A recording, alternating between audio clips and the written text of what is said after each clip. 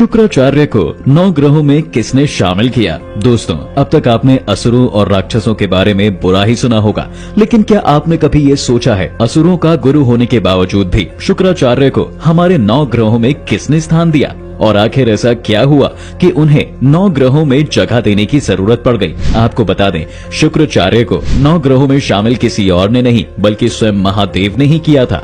वो शुक्राचार्य की भक्ति और तपस्या से इतने प्रसन्न हो गए कि उन्हें ये वरदान दिया कि अब से शुक्राचार्य को शुक्र ग्रह का प्रतीक माना जाएगा। लेकिन सोचने वाली बात है कि शुक्राचार्य ने भगवान शिव की ऐसी कौन सी तपस्या की जिससे वे इतना ज्यादा खुश हो गए? दरअसल बचपन में शुक्राचार्य का नाम कवि हुआ करता था। एक दिन कवि के गुरु ऋषि अंगिरस को कवि पे बहुत गुस्सा आया और क्रोध में आकर उन्होंने कवि को अपने आश्रम से बाहर निकाल दिया।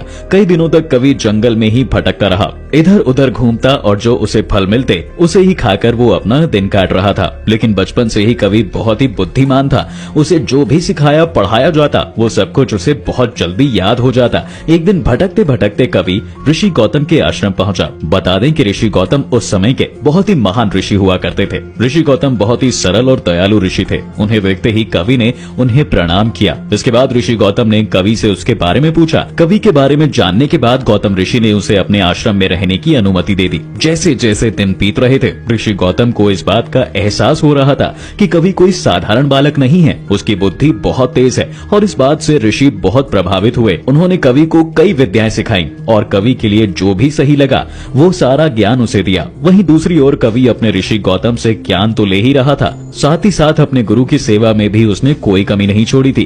कवि को सारा ज्ञान देने के बाद एक दिन ऋषि गौतम ने उससे कहा, कवि मेरे पास जो भी ज्ञान था मैं वो सब तुम्हें दे चुका हूँ। अब मेरे पास तुम्हें देने के लिए कोई विद्या नहीं बची है, लेकिन मैं देख पाता हूँ कि तुम में अभी भी और विद्याओं को सीखने की योग्यता है और ऐसे शिष्य बहुत ही कम देखने को मिलते हैं। अब तुम्हें किसी ऐसे गुरु के पास जाना चाहिए जो तुम्हारी इस ज्ञान के प्यास को सही मायने में शांत कर सके। इसलिए अब तुम भगवान शिव की तपस्या करो और उनके शिष्य बनो, क्योंकि अब सिर्फ वही है जो तुम्हें विद्याओं का ज्ञान दे सकते हैं। अपने गुरु की आज्ञा लेकर कवि महादेव की तपस्या करने लगा। कई सालों तक उसने भोलेनाथ की तपस्या की और आखिर में उसकी तपस्या सफल हुई। कवि की तपस्या से खुश होकर शिव शंभु ने उसे दर्शन दिए और उसे अपना शिष्य बना लिया। इसके बाद महादेव ने एक ऐसी उसे विद्या सिखाई जो देवताओं के पास भी नहीं थी, और वो विद्या थी संजीवनी विद्या। आपको बता दें कि इस विद्या की मदद से किसी भी मरे हुए को दोबारा जीवित किया जा सकता है।